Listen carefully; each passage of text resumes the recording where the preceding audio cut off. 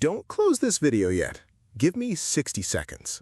Because if you've ever promised yourself, tomorrow I'm going to change my life, and then woke up, checked your phone, lost an hour, and told yourself you would try again next Monday, this conversation is for you. That felt strangely personal. Good. Because today, we're not going to give you another impossible morning routine. We're not going to tell you to wake up at 5, take an ice-cold shower, read 50 pages, run 10 kilometers, and build a business before breakfast. Thank goodness. I was already tired. Instead, stay with us until the end, and you'll leave with 2 things. A realistic morning routine you can use even on your worst days, and natural English phrases for talking about habits, motivation, failure, and starting again. So this isn't just wake up early and believe in yourself. No, because motivation disappears. Bad mornings happen, plans fail, and that's exactly why most advice doesn't work. Then what does work? A routine designed for the version of you who is tired, busy, discouraged, and tempted to give up. That version of me needs a lot of help. Mine too. And before this episode ends, I'm going to show you the 4-minute routine that can save an otherwise wasted morning. 4 minutes? 4 minutes. All right, now I'm listening. Welcome to Speak English with James and Mary. I'm James. And I'm Mary. And today, we're talking about the morning you finally stop waiting and start changing your life. James, before we go any further, I need to confess something. That sounds serious. It is. Every Sunday night, I become a completely different person. A different person? Yes, Sunday night Mary is unstoppable. Tell me more about her. She has plans, big plans. She organizes her desk, fills her water bottle, lays out her clothes, charges her headphones, writes a beautiful to-do list. Color-coded? Obviously. Of course. She sets 3 alarms. She chooses a motivational playlist. She promises to wake up early, exercise, read, practice English, eat a healthy breakfast, and finish her most important task before 9. Sunday Night Mary sounds impressive. She is. Unfortunately, Monday morning Mary has never met her. What happens on Monday morning? The first alarm rings, I turn it off. The second? I negotiate with it. Negotiate. I say 5 more minutes. And the third alarm? By then, we're no longer speaking. So how long are the 5 minutes? About 45. That's an ambitious interpretation of time. Then I finally wake up, reach for my phone, and tell myself I'm only checking the time. Only the time. Exactly. But somehow the time is hidden behind messages, videos, news, comments, and someone making pancakes in another country. An important global event. Apparently. Then I look at the clock again, and 30 minutes have disappeared. What happens to the perfect morning routine? I say, well, today is already ruined. Already ruined? Yes, at 7:42 in the morning. That's very efficient. You ruin the entire day before breakfast. It's one of my talents. And then? Then I rush. I skip the exercise, I don't practice English, I forget the healthy breakfast, I start work feeling behind, and by lunchtime, I'm angry with myself. What do you tell yourself? I have no discipline. I never follow through. I always give up.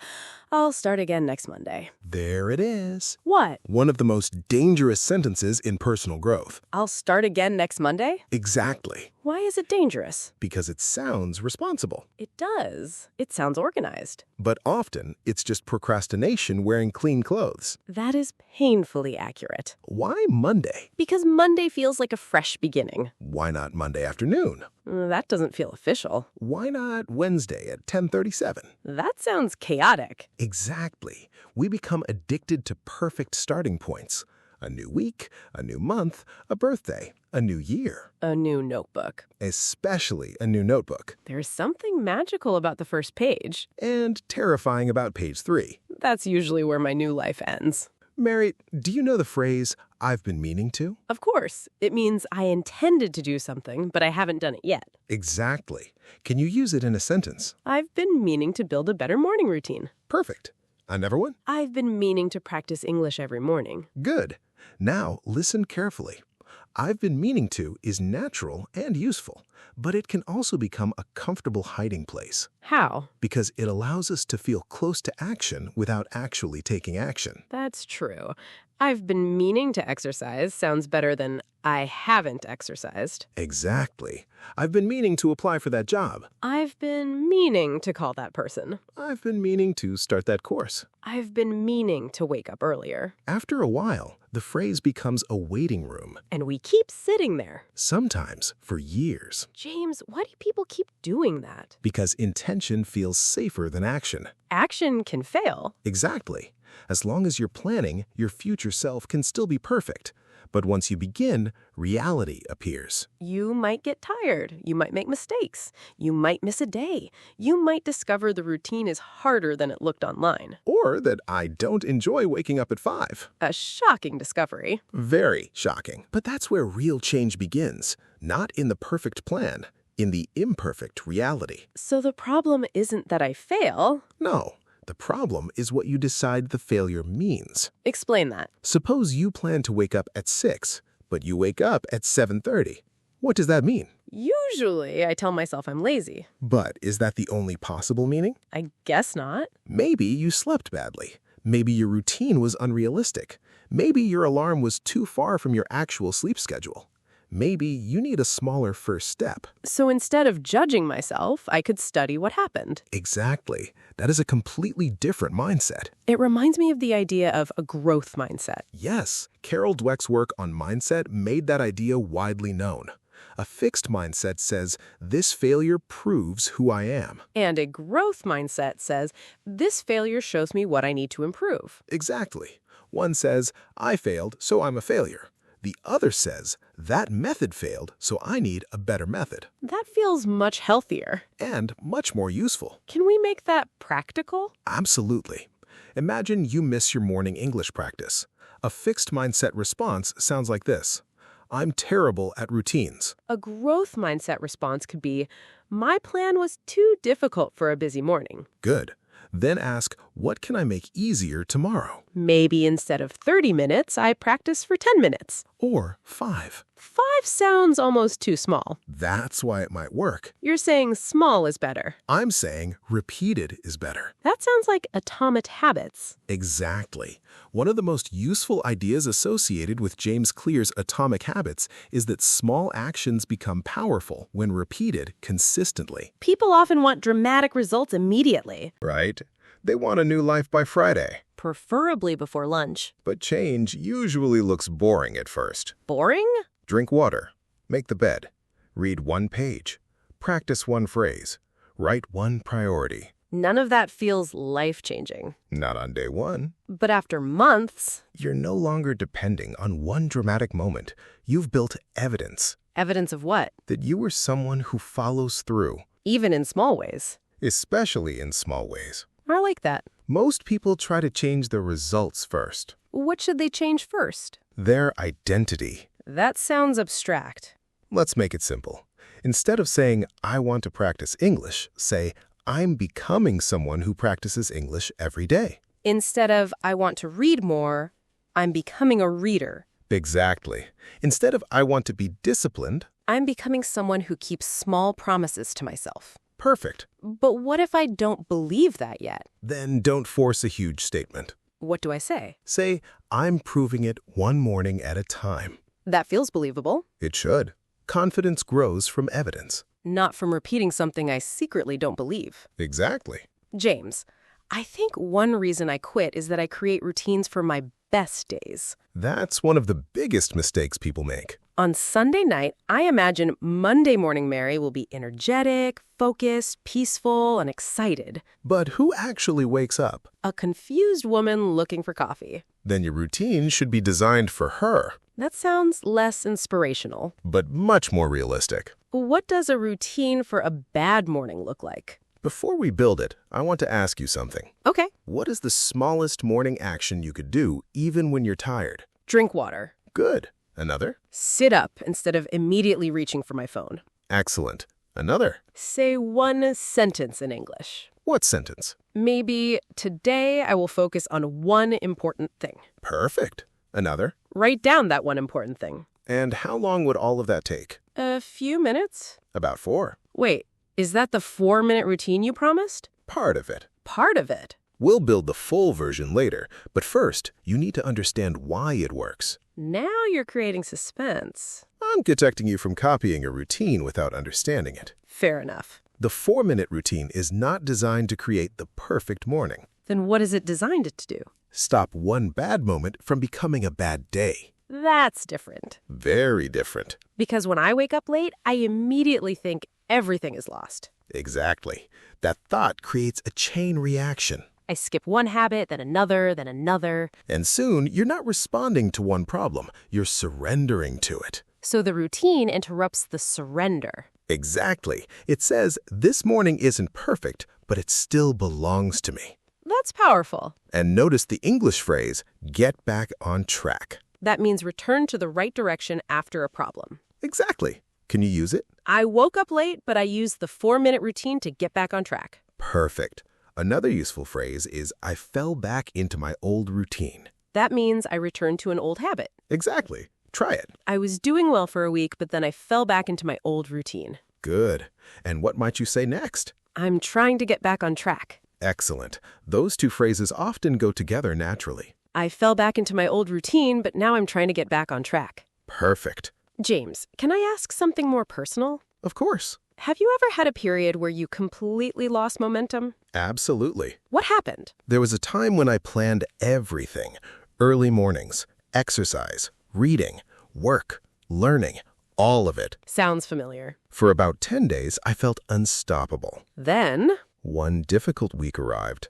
I slept badly, work became stressful, I missed one morning, Then another. then another, and after a few days, I stopped trying. What did you tell yourself? I've lost it. Lost what? Momentum, discipline, the good version of myself. That sounds heavy. It was. But then I realized something. What? I hadn't lost my discipline. I had built a system that only worked when life was easy. That's a big difference. Huge. So the system failed under pressure. Exactly. And a system that works only on perfect days isn't a strong system. It's a performance. Yes, a strong routine has a smaller version. A backup version? Exactly. Like a minimum morning? That's what we're going to build. The full morning for normal days and the minimum morning for difficult days. Exactly. And no waiting till Monday. No waiting till Monday. No buying another notebook first. You may use the notebooks you already abandoned, That felt unnecessary. but accurate. Unfortunately. Mary, before we move forward, I want everyone listening to answer one question honestly. What question? What do you keep saying you'll start, but never actually begin? English practice? Maybe, Exercise? maybe. Applying for a job? Calling someone? Reading? Writing? Building something? Or simply waking up without immediately giving the phone control of the morning? Exactly. And what should they do with the answer? Don't create a 10-step plan yet. Then what? Reduce it. How small? Small enough that your tired self can honestly say, I don't have time. 1 page. 1 minute. 1 sentence. 1 glass of water. 1 important task. That is where we begin. Not with a perfect morning. With a morning you can repeat, Even when motivation disappears. especially then.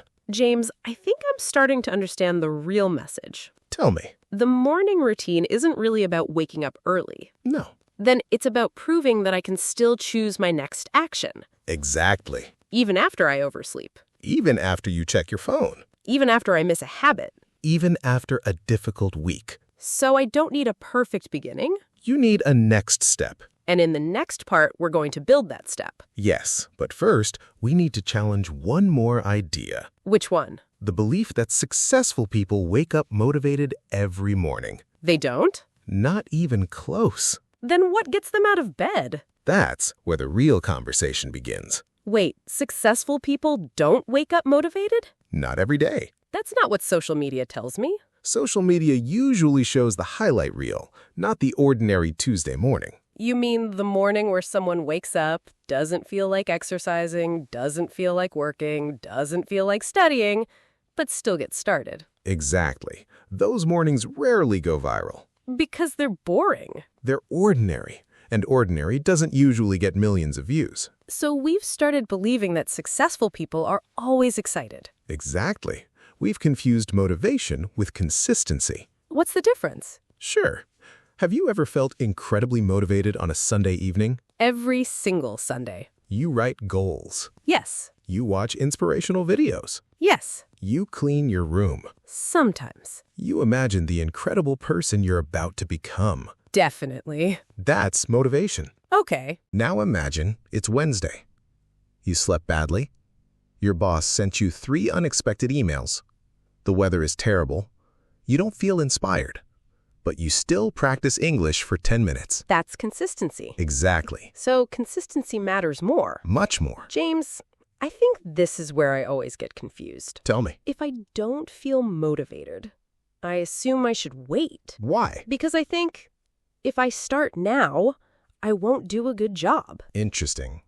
Have you ever brushed your teeth without feeling motivated? No. Do you wait until you're inspired? Of course not. Have you ever said, I'll brush my teeth next Monday when motivation comes back? That would be ridiculous. Why? Because it's just something I do. Exactly. That's what habits eventually become. Something I do, not something I debate. Perfectly said. So successful people don't eliminate resistance. No, they eliminate negotiation. Wait, say that again? Successful people don't eliminate resistance. They eliminate negotiation. That's one of those sentences that makes you stop and think. Because think about what happens every morning. Okay. Your alarm rings, and suddenly your brain becomes an expert lawyer. A lawyer? Yes, it starts presenting arguments. Like what? You deserve more sleep. That's convincing. You worked hard yesterday. Also convincing. You can start tomorrow. Very convincing. It won't make a difference if you miss one day. Now that's dangerous. Exactly.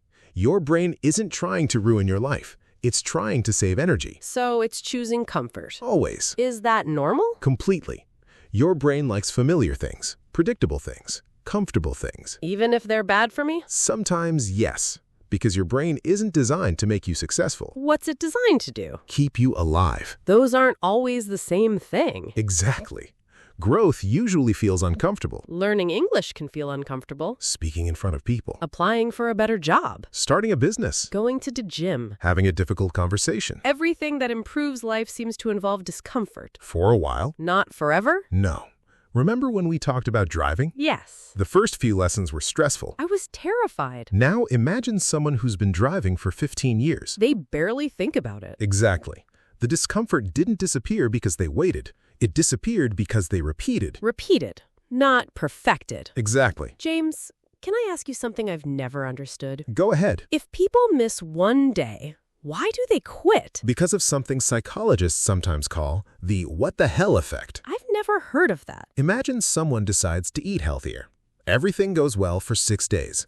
Then, on Saturday, they eat 1 slice of cake. Sounds normal. But instead of saying, that was 1 slice of cake, they say, well, I've already ruined the week. So they eat the whole cake. And maybe pizza. And ice cream. Exactly. Not because they were hungry, because they believed the day was already lost. I do that with routines. Most people do. If I miss one morning, I tell myself, I failed. When the truth is, you only missed 1 morning. Those are completely different things. Exactly. One is an event, the other is an identity. An event versus an identity. I like that. Never confuse the two. So instead of saying, I'm undisciplined, I should say, I missed today's routine. Perfect. That feels much lighter. Because it leaves room to recover. James, you know what I think the biggest problem is? What? People think successful people never miss a day. That's one of the biggest myths. Really? Absolutely. Successful people miss workouts, they miss reading sessions, they oversleep, they forget things, they have bad weeks. Then what makes them different? They recover faster. Recover faster. That's the skill, not perfection. Recovery. So if I miss Monday, I shouldn't wait until next Monday. Exactly. Restart Tuesday. If I miss Tuesday? Restart Wednesday. If I miss Wednesday? Restart Wednesday afternoon. Wednesday afternoon? Why not? I've never thought about restarting in the middle of the day. Because most people believe progress only begins at midnight. Or Mondays. Or on January 1st. But that's just an idea. Exactly. You don't need permission from the calendar. You only need your next decision. Beautifully said. James, can we teach everyone another useful English expression? Absolutely. What's today's phrase? Follow through. I hear that a lot. What does it mean? It means to complete something you promised to do or plan to do. Can you give an example? I always make plans, but I don't follow through. So it doesn't just mean starting. Exactly. It means finishing, or at least continuing. Let me try. I'm trying to follow through with my morning routine. Excellent. Another one. I finally followed through on my goal to practice English every day. Perfect. Here's another useful phrase. I keep putting it off. That means delaying something. Exactly. Use it. I keep putting off exercising. One more. I've been putting off speaking English because I'm afraid of making mistakes. Excellent. Those are phrases native speakers use all the time. James, I'm noticing something. What's that? I keep waiting for life to become easier. Before you start? Exactly. I tell myself, when work gets less busy, I'll start. When I'm less stressed, I'll start. When I have more energy, I'll start. How long have you been saying that? Honestly, years. That's a difficult thing to admit. It is, because every time one excuse disappears, another one takes its place. Exactly. Life keeps changing. So I'm always waiting for the perfect season. The problem is, there is no perfect season. There's always something. Always. A busy week, a family event, a difficult project, a holiday, bad weather, feeling tired, feeling overwhelmed. So if I wait for life to become easy, I might wait forever. That's exactly what happens to many people. James, this reminds me of something. Go on. When I was younger, I thought successful people had fewer problems. What do you think now? Now, I think they just became better at moving forward despite their problems. Beautifully said. There's a huge difference. One waits for perfect conditions, the other adapts. Exactly. One of my favorite ideas comes from Ryan Holiday's book, The Obstacle is the Way. I've heard of that book, but I've never read it. The central idea is surprisingly simple. The obstacle isn't always stopping you. Sometimes it's teaching you. Can you give me an example? Of course. Let's say your morning doesn't go as planned. You oversleep. That happens more often than I'd like to admit. Your first reaction might be, my routine failed. That's exactly what I'd say. But another person might think, interesting. My routine only works when everything goes perfectly. So instead of quitting, they improve the routine. Exactly. The obstacle became information I love that. The obstacle became information. instead of becoming an excuse. That changes everything. Imagine someone learning English. They have a conversation with a native speaker. They forget 5 words. They make grammar mistakes. They feel embarrassed. That sounds familiar. Now they have 2 choices. Quit or learn. Exactly. Choice number 1, I'm terrible at English. Choice number 2, now I know which vocabulary I need to practice. Same experience, different interpretation. Exactly. Successful people often experience the same setbacks as everyone else. They simply explain them differently. That's interesting. Psychologists call that reframing. Changing the meaning. Exactly. James, can I tell you something slightly embarrassing? Those are usually the best stories. A few months ago, I bought a beautiful notebook. Uh-oh. Not just beautiful, premium, hardcover, cream-colored pages, a ribbon bookmark. Very fancy. I even bought expensive pens. Of course you did. I told myself this notebook is going to change my life. How many pages did you fill?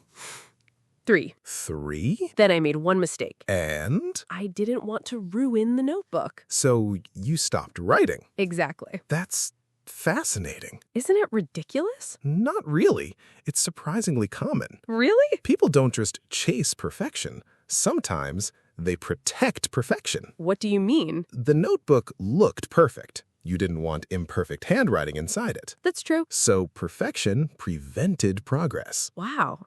I've never thought about it that way. We do this with life, too. How? We don't start speaking English because we want our first conversation to be perfect. We don't start exercising because we want the perfect workout plan.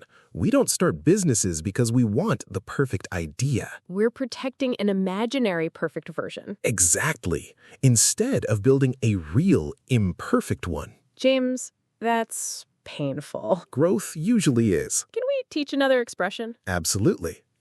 Today's expression is, I tend to. I hear native speakers use that a lot. Yes, it means this usually happens, or this is my common habit. So instead of saying, I always procrastinate, I could say, I tend to procrastinate. Exactly. It sounds much more natural. Let me try a few. I tend to check my phone first thing in the morning. Excellent. I tend to overthink before making decisions. Very natural. I tend to lose motivation after a few days. Perfect. That's exactly how native speakers use it. Can I combine it with another phrase? Go ahead. I tend to put things off when I feel overwhelmed. Excellent. That's a sentence you could use in a real conversation tomorrow. That's my favorite part of this podcast. What's that? Nothing feels like memorizing vocabulary. Because you're hearing it inside a real conversation. Exactly. I remember the emotion, not just the word. That's how our brains naturally learn language. James, can I ask something? Always. Do you think discipline is something people are born with? No. Not at all? I think discipline is mostly built. So nobody wakes up one day completely disciplined? No.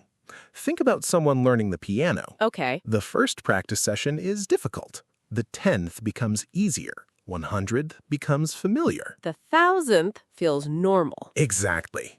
Discipline often looks like personality when it's really repetition. Say that one more time. Discipline often looks like personality when it's really repetition, I think someone listening needed to hear that. including me. Me too. Sometimes we look at someone successful and think they're just naturally disciplined. But we're seeing chapter 20, Exactly. We never saw chapter 1, where they struggled, where they doubted themselves, where they wanted to quit. where they started over again and again. You know, there's another quote I've always liked. Which one? The best time to plant a tree was 20 years ago.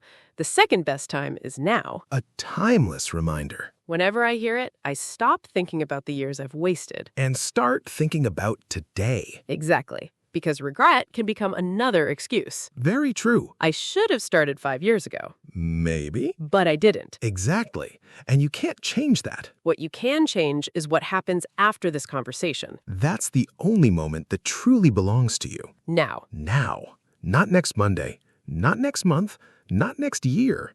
Now. James, I think that's why this episode isn't really about mornings. You're right. It's about decisions. Exactly.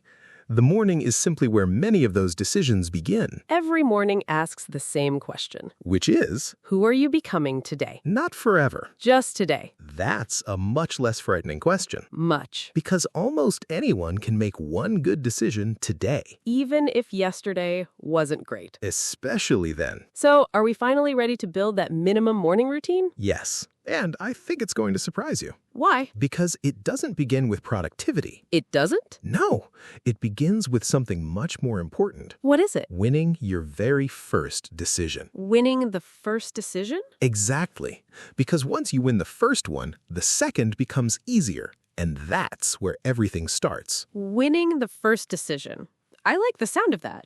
But what does it mean? It means your morning is usually decided much earlier than you think. Earlier? Much earlier.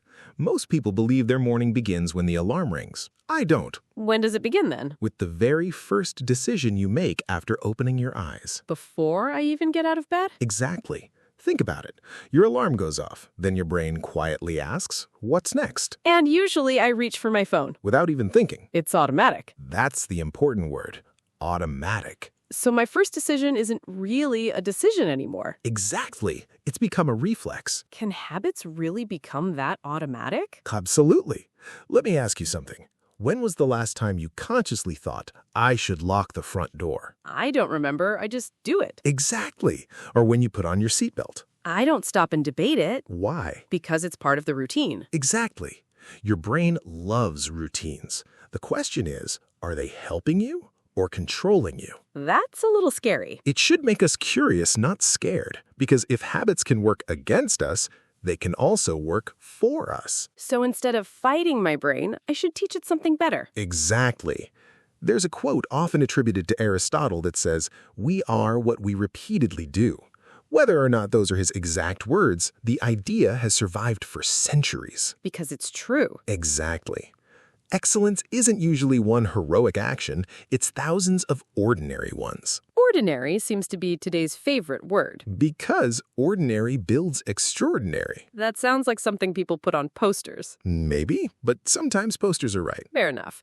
So what's the first decision I should win tomorrow morning? Don't touch your phone.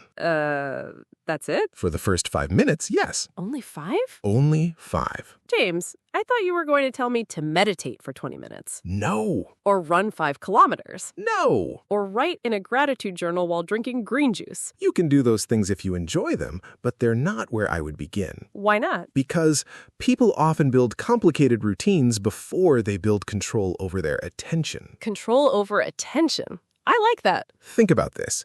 You wake up. Before you've even had a sip of water, you've already read someone else's opinions, someone else's vacation photos, someone else's achievements, someone else's bad news, someone else's problems. Wow, I never thought about it that way. You've allowed the world to decide what your brain thinks about first. Instead of choosing it myself. Exactly. So those first few minutes, they're valuable. Incredibly valuable. Not because they're magical, because they're quiet. Quiet. Before emails, before meetings, before responsibilities, before notifications. There's a tiny window where your mind belongs only to you. And most of us immediately give it away. Exactly. James, I have a confessor. Go ahead. Sometimes I wake up in a perfectly good mood. Okay. Then I read one negative email, or one upsetting news story, or one comment online, and suddenly my whole morning feels different. That's more common than people realize. So it's not just me. Not at all. Your attention is like a garden. A garden. Whatever you water grows. That's a nice image. If you feed the first thing your mind every morning is stress, don't be surprised if anxiety grows. And if I feed it purpose? Purpose grows. If I feed it gratitude? That grows too. If I feed it English? Then your English grows. That one was predictable. I couldn't resist. I knew it. Speaking of English, let's learn another phrase. I'm ready. Today's expression is, first things first. I've heard that before. Native speakers use it all the time. It means, let's deal with the most important thing first. Can you use it? Sure. First things first. Let's finish today's most important task. Let me try. First things first, I'm going to drink some water before checking my phone. Perfect. Another one? First things first, I'm going to practice English for 5 minutes. Excellent. Notice how natural that sounds. I can already imagine using it at work. Exactly. Someone says, we have 10 different problems. You can say, first things first, and then explain the priority. Very useful. Now, let's build the minimum morning. Finally, I've been waiting for this. Remember, this routine is designed for your worst mornings, not your best ones. The mornings when I'm tired, Yes. busy, Yes. discouraged. Exactly. If it works on those mornings, it'll work almost any day. Okay, what's step 1? Step 1, sit up. That's it? Yes. You're kidding. Not at all. Why not just say, get out of bed? Because sitting up changes your state. It's a tiny physical commitment. So we're creating momentum. Exactly. Tiny actions create bigger actions. Okay, step 2? Step 2, drink 1 glass of water. Simple. Very simple. Step 3? Stand somewhere quiet and say 1 sentence out loud in English. Just 1? Just 1. What kind of sentence? Something intentional. For example, today I'm going to finish 1 important task. Or, today I'm going to speak English without worrying about mistakes. Excellent. Or, I don't need a perfect day, I only need a good next step. I love that one. Step 4? Write down today's single most important task. Only 1? Yes. Not 10. Definitely not 10. Why? Because overwhelmed people don't need longer lists. They need clearer priorities. That makes sense. Tell me something. Have you ever finished 3 small tasks and still felt like you accomplished nothing? All the time. Why? Because I never finish the important one. Exactly. Busy isn't the same as productive. That's another sentence worth remembering. Very much so. Being busy can feel satisfying. Being productive changes your life. James, this routine sounds almost Too easy. Good. Good. If your first reaction is that's too easy, then there's a good chance you'll actually do it.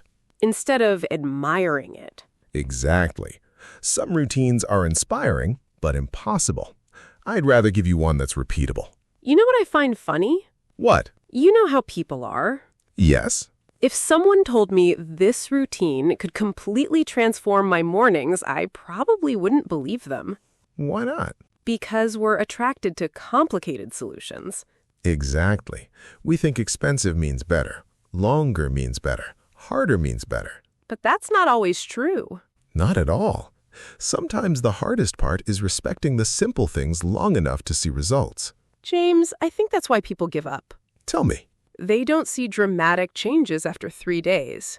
Exactly. So they assume nothing is happening. When maybe the real changes are invisible at first. They almost always are, just like learning English.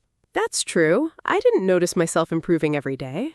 But one day, you suddenly understood a movie, or had a conversation, or realized you were thinking in English. And I couldn't even remember when that change happened. Because growth often whispers before it shouts. I love that. Growth whispers before it shouts. Most meaningful change is like that. Quiet, gradual, almost invisible. Until one day, you look back and realize you're no longer the person you used to be. That's a beautiful thought. And we're not finished yet. There's more? One more story. One that completely changed how I think about failure. I'm listening. Because that story is the reason I stopped waiting for perfect mornings. James, now you've made me curious. Good.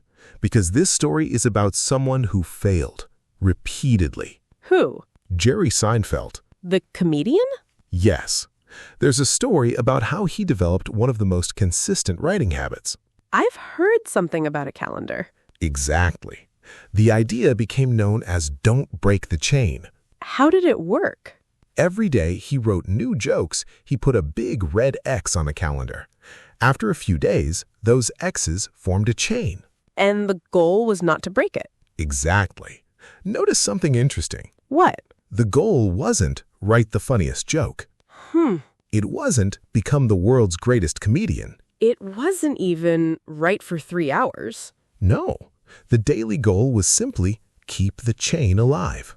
That's surprisingly simple. Simple but psychologically powerful. Because after seeing 20 red X's, you don't want an empty square. Exactly.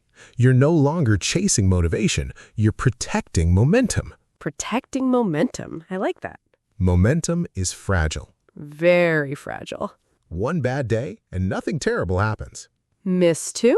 Now your brain starts creating a new pattern. So if I ever miss a day, my goal should be never miss twice. Exactly. One bad day is life. 2 becomes a habit. That's such an important distinction. And it removes unnecessary guilt. How? Because instead of thinking, I've ruined everything, you simply say, tomorrow I restart. Tomorrow, not next month. Exactly. James, I think people listening might be wondering something. What's that? What if someone has already failed again and again? I'm glad you asked, because that's exactly who I want to talk to right now. Go ahead. Maybe you've started learning English 5 different times. Maybe more. Maybe you've joined a gym and quit. Several times. Maybe you've promised yourself this year will be different. Every January. And now you're embarrassed. Because you've disappointed yourself. Exactly.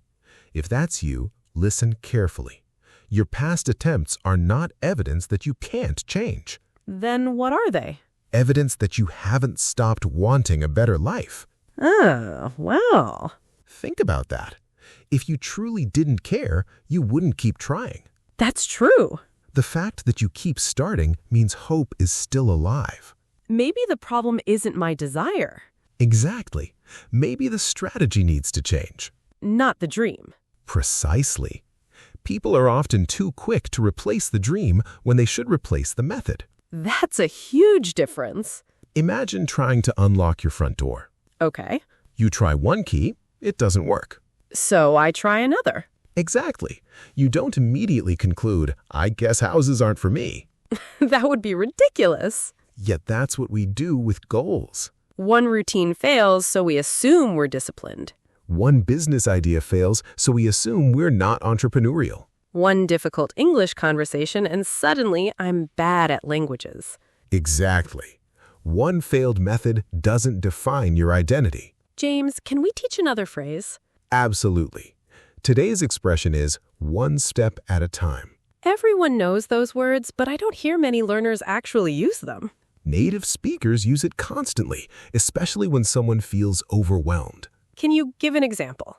Someone says, "I have so much work, I don't know where to begin." You might respond, one step at a time. Meaning, don't solve everything today. Exactly. Another example, I'm nervous about speaking English. one conversation at a time. I want to lose weight. One healthy meal at a time. I want to change my life. One morning at a time. I think that's becoming the theme of today's episode. I think so too. James, do you know what surprised me the most today? What? You never once told me to work harder. Because that's rarely the real problem. You told me to make things smaller. Exactly. Smaller, simpler, repeatable. It's funny, when I imagine changing my life, I pictured dramatic moments, Big speeches. huge breakthroughs. Life-changing weekends. Instead, you're telling me it might begin with drinking one glass of water. Exactly. Because dramatic moments are exciting. Ordinary habits are dependable. And dependable wins. Almost every time. James, if someone remembers only one sentence from today's episode, what do you hope they is? That's a difficult choice. Only one. Then I'd probably choose this. Don't build a routine for the person you hope to become. Build one for the person you'll be tomorrow morning. That's beautiful. Because tomorrow morning, you won't be a motivational speaker. Probably not. You'll be sleepy. Definitely. You will be stressed, maybe. Quite possibly. You will be running late, maybe. Hopefully not, but maybe. So make your routine kind to that person. Not demanding. Exactly. Kind doesn't mean lazy. It means realistic. Realistic routines survive difficult days. Perfectly said. James, before we finish, I want to make a promise. I'd love to hear it. Tomorrow morning, I'm not going to try to become a completely new person. Good. I'm simply going to win my first decision. And after that? Then I'll win the second. And after that? One step at a time. Exactly. Because nobody changes their entire life before breakfast. That would be exhausting. It certainly would. Instead, they change one decision, then another, then another. Until one day, people look at them and say, "You're so disciplined." Without seeing the thousands of ordinary mornings that built it. Exactly. James, this has been one of my favorite conversations. Mine too, because I think someone listening needed to hear that they're not behind, they're not broken, and they don't need to wait until Monday. Or next month.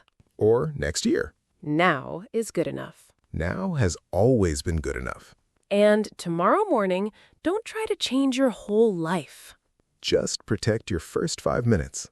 Win your first decision. Drink the water. Say one sentence in English. Write one important task. And keep the chain alive. Because success isn't built in extraordinary moments. It's built in ordinary mornings. Thank you so much for spending this time with us. If today's conversation helped you, leave a comment below and tell us one small habit you're going to start tomorrow morning. We genuinely love to read your answers, and maybe your comment will encourage someone else who's struggling too. If you're enjoying these conversations and want to improve your English naturally while learning practical life lessons, don't forget to subscribe to Speak English with James and Mary. We'll be back with another real conversation, more useful English, and another idea that just might change the way you think. Until next time, take care of yourself. Keep learning. Keep speaking. And remember. One morning at a time. Goodbye. Bye-bye, everyone.